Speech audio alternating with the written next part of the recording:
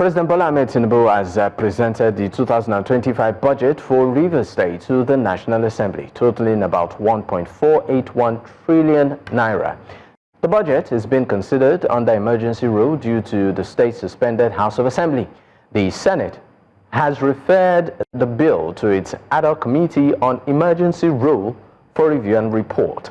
The president has urged lawmakers to expedite their consideration and approval of the budget to ensure stability and service delivery in Rivers State. Well, joining me to discuss this is Igbanibo Kemil. He is an opinion leader of Bele Kingdom. He joins virtually from Port Harcourt. Thank you for your time, Mr. Kemil.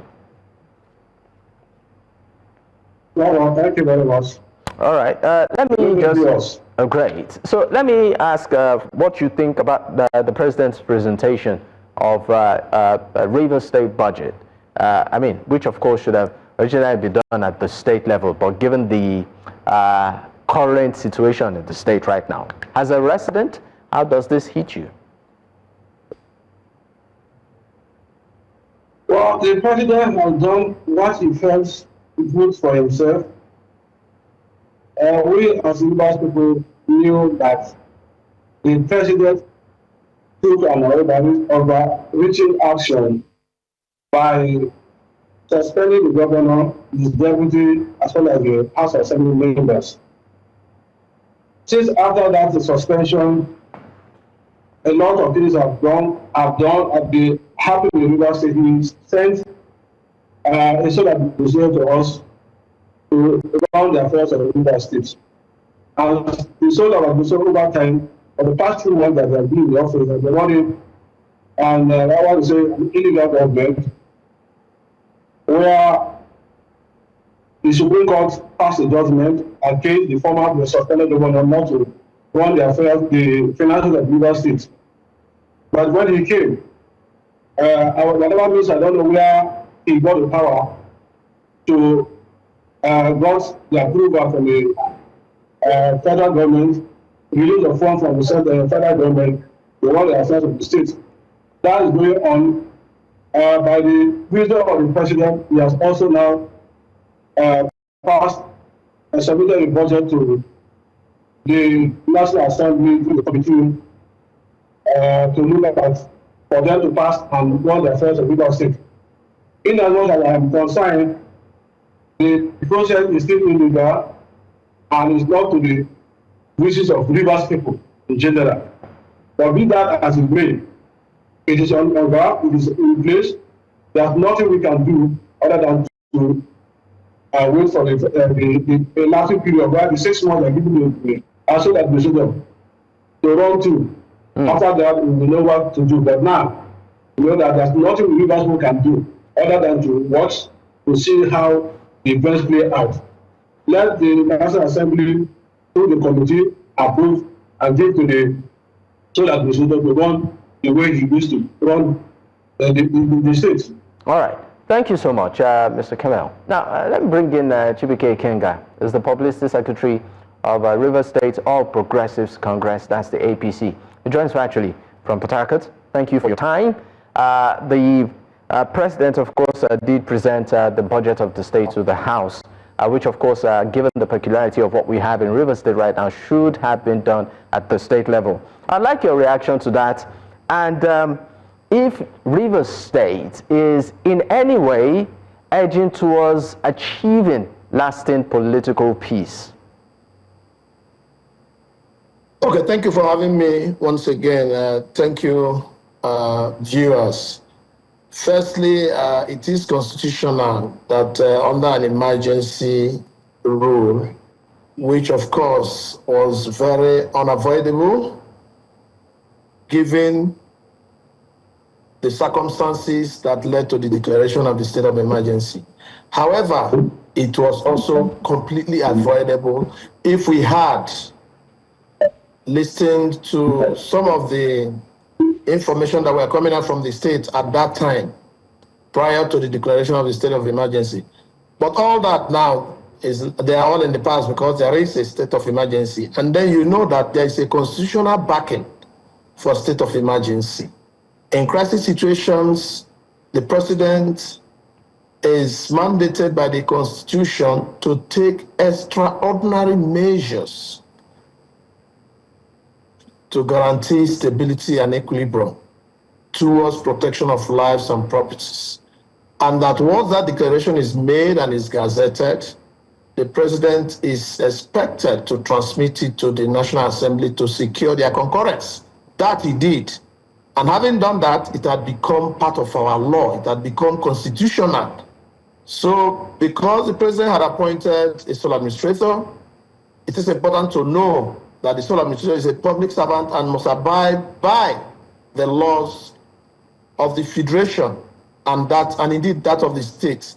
He cannot spend public funds without appropriation. And in this circumstance, because there is suspension of the State House Assembly as well as the executive leadership, it was proper to present the budget to the National Assembly for them to pass the law, the appropriation law, and so he can spend to ensure that services continue to run, to ensure that security is provided, and then other social services. Yes. All right, thank you for that. Let me come back to Camille. Camille, the state has been under, what I call it, the governance right now of a sole administrator. The governor has been suspended. Just, I think, a few weeks back, at a public gathering, Governor Sim Fubara did say that his mind has even left the whole thing, and he doesn't really very much feel like maybe going back to, his job as being the #1 citizen of the state. I mean, residents of the state, quite a number of them have been very supportive. For an individual like yourself, I mean, what's your take? Thank you, Lavon. My stake on this matter is very simple. The governor did not elect himself. He was voted by the people. And if for any reason he says he does not want to go back to the, he doesn't have no interest in the government, he will come back and tell us. But as far as somebody has not told us. So he remained the governor of the university, elected of the university. We are only waiting for the end of the 6-month period that the president, the emergency governor, colleague over there, and said the emergency rule and giving power to the so that the state to run the state, the affairs of the state. So we are watching. Then after the expiration of the 6 months, we will see whether or not the governor will not come back. So I think the statement he made, which is being referred to, is political. Nobody knows right inside the mind why he made that statement. But the fact remains that he was elected by the people, River State, and it is the people of River State that will determine the state or not. All right, but what do you make of the sole administrator so far in terms of handling the state? How would you rate him? I think he has a permanent duty. His permanent duty is to say provide security for lives and property in River State. So far, so good. I think I have not seen the effect of the sole administration of River State, except that the people of River State have resigned to their fate in River State for now, and that is why you see what called global silence in the state. But then, quickly, let me draw attention to you. I am from the River area, Billy in particular, and I'm the opinion leader in that place. On the 6th of May, about 40% of our passengers were kidnapped from going from Port Harcourt to Billy. They were kidnapped on the 6th, and as I speak to you, they have not been released. Now, our people, the women, protested to government house. So surprisingly, the governor, the sole administrator, sent a camp commander that addressed the women and gave them to give 24 hours. The people, the women effort to release the victim. Among the victims are white students who are going to write two exams. But I believe, I'm telling you, that day of the protest today, there are no signs, no visible effort made by the government for the release of this money. Only yesterday, we were made to understand that the people who kidnapped them had demanded 100 million naira ransom to pay on their head. And where will we have the money to give to these kidnappers? Yes, we have the sole administrator, we have the local government administrator, who, as I speak to you, have never contacted any of us for the release of our children. Now, the same day, about the 6 passengers from Goni were kidnapped. 14 from village, making it 20. Among them, last week Friday, one of them, there was a military personnel. That person has been, the military person was released on whether leaving 19% in the hands of our kidnappers. And so please, if the governor, the actual administrator, duty is to maintain peace and protect the lives and property of the River State. This is one area that I expect him to take proactive action. By between that stage and now, we will have seen effort made by the sole administrator, the local administrator, to see that our victims are released. But in today, as I speak, nothing has happened. No one has reached out to us from the government angle. So we are at pains. We cannot go home. Our border way is rough. And so we expect the things is here to maintain peace, protect our life. This is one test that one case that we want to take proactive action to see that those people from 60 to 2021, they are in the camp. All right. In the hands of these kidnappers. All right, thank you so much. Camille, let me come back to Mr. Ikenga. Mr. Ikenga, over the period, for weeks, there have been efforts at, attaining peace in Rivers State, particularly with what we're seeing, in the political space, the suspension of the governor, and even, avenues to sort of amend, will I call it, the breach between the current governor, the suspended governor, Sim Fubara, and also the past governor, immediate past, who's now the minister of the FCT, Yusuf Wike. But I'm going to put this question directly at you. Do you think that progress is being made? And if at all, if there are obstacles, do you think that there are certain individuals that don't want this peace to happen? Thank you. Clearly, there are crisis merchants, there are conflict entrepreneurs who are very pained that their jobs are likely to elude them, taking into consideration the fact that a peace process is on. They are doing everything humanly possible to try to frustrate the process and whip up sentiments that cannot be substantiated, so as to derail the governor, though suspended, not to follow up on the peace process and consummate it. It's important to us as Rivers people that we have learned from our mistakes. I believe so strongly that we believe that because we have quite lost a lot, the Rivers people have suffered a lot because of the crisis that broke out between two arms of government, between the executive arm led by Governor Sim Fubara and the legislative arm led by Right Honorable Martins Anebule. Unfortunately, the two arms of government could not work operatively to deliver the goods and services, particularly the governor whose oath of office and oath of allegiance mandated him to continually respect provisions of the Constitution and deal with issues as it pertains integration of the state and all that. So these are some of the crises and challenges they had. They could no longer check each other properly. They went into total disagreement, irreconcilable differences, which led us to where we are. However, the peace process is on. You would have heard from the FCT minister. He had signed on to it. He's pursuing it vigorously.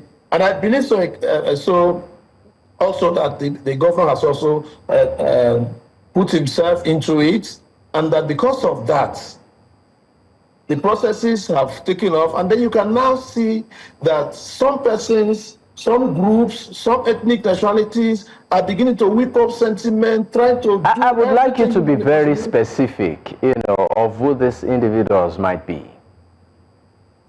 Some leaders in the states, and some so-called militants or former militants or whatever they call themselves, who were threatening to blow up the pipelines, blow up national assets, because that was the only possible way they could always intimidate the governor, intimidate the state, to siphon funds from the state. Unfortunately, because the peace process is on, with too many people making contributions and willing to go through peace and guarantee greater life for Rivers people. So these are some of the challenges we have. They do not want the governor to pursue peace and seek same for the good of the state and for our development. But I can assure you that the larger percentage of our Rivers people who understand the importance of peace Remember that the FCT minister did say that any peace that will be made must be total. Everybody must be involved. All the leaders, all the critical stakeholders must be involved. So it will be a total and encompassing peace process that will coalesce all the interests to pursue one interest. Rivers State is one state, and all of us are one. So that's what he wants to do. And then I think that the governor has shown some signs that he's willing to do so as well. But the governor has come quite under immense pressure not to accept the peace process like they did when the president did intervene in the first place through his presidential proclamation for peace, and when the Supreme Court also took their very decisive positions on all the issues pertaining to the crisis in Rivers State. They also tried to twist the governor from taking the opportunity. You keep using the word day. I mean, it would have been nice to maybe let us know who exactly maybe some of these people are, so that you know. You have heard me. You have heard me. I mentioned their names. I said some so-called militants and some political leaders in the state. I mentioned so. Both from the female and the male folks. I mentioned them. You want me to be personal? If you want to, if you feel that will drive your point. Okay, so let me tell you, I'm sure that you have heard the FCT minister mention the names of those he feels that are disorganizing the governor and encouraging the governor not to continue to trail on the path of peace and reconciliation. He mentioned them. I'm sure you have those names. So those are the people I'm still talking about. Those people who do not want peace, who went to court to stop the president from intervening, who also challenges every decision taken by the president in furtherance of peace in Rivers State. All right. Thank you so much, Mr. Ikenga. We'll go on a quick break. When we return, we'll be taking the reaction of Camille on this. Stay with us.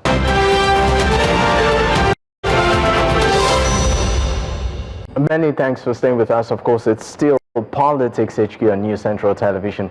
And of course, we're looking at matters arising around Rivers politics. I still have my guest with me. Let me come back to you, Mr. Igbanibo. Quickly, in 30 seconds, because we, of course, will be winding up soon. Mr. Ikenga said that, yes, the peace process is ongoing, but there are crisis merchants who are benefiting from, well, I call it the political chaos, and don't want stalling things. They don't want it to happen. He said even some of them are state leaders, elder statesmen, and even former, I'm trying to remember the word he used, militants. Thank you very much. So my question to you is this: how do you react?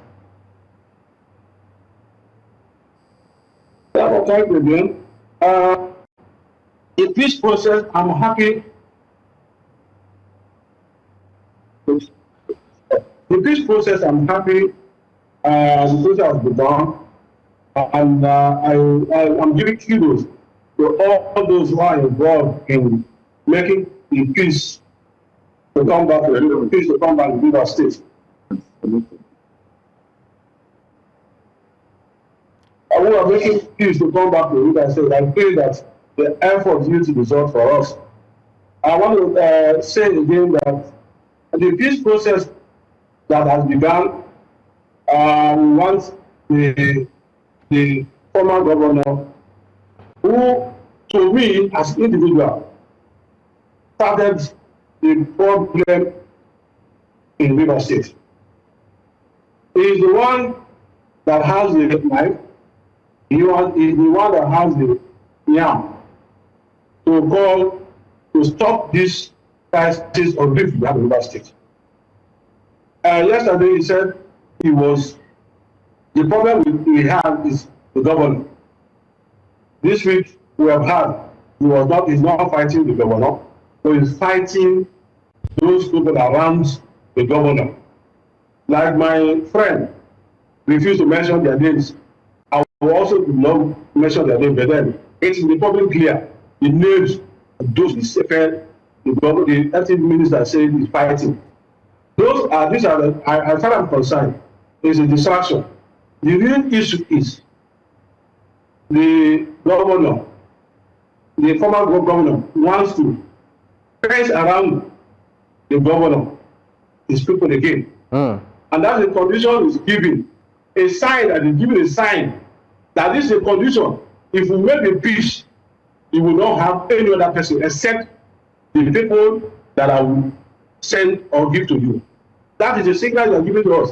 And so as far as I'm concerned, if the FCP minister wants a genuine peace, there should be no condition. So basically what you are... Just the way he brought, there shall be no condition. Just the way he brought the governor, suspended governor for us to elect him, he should also, during the negotiation, allow him free hand to rule or to govern Rivers State. All right. Why am I saying this? The former governor did not come on his own. He was assisted by persons. He was assisted, held by people. The former president and his wife, in 2015, appealed to Rivers people. Rivers State transitioned from 1999 to today as a PTB state because the president appealed. All of us succumbed to that appeal and voted for the FCUN minister. Remember, the contestant against Takubu Peter, who was an Ijoma. I'm sorry, but we need to go. But then, because the president appealed. I'm sorry, sir, but we really need to go. We really need to go. Thank you. All of us went back, keying into that, and voted the FC minister as governor. Right. 2019, remember, in Rivers State, there was political terror. Mr. Ivanabo, be rest assured, we'll come back and we'll revisit this. This conversation will not end here. Lost their money. To retain, ensure that he retains his office. And so for him to have today allow both a person as a governor of Rivers State, so just the way other people allow him to rule government, to allow give him free hand. Very profound message there to, of course, to insurance of peace. Thank you so much. Mr. Chibuike Kenga is the Publicity Secretary of the Rivers State APC. He joined in virtually from Port Harcourt. Nagbanabo Kamel is an opinion leader of Bele Kingdom, also joined in virtually from Port Harcourt. Gentlemen, it's been a pleasure. Thank you so much for your time.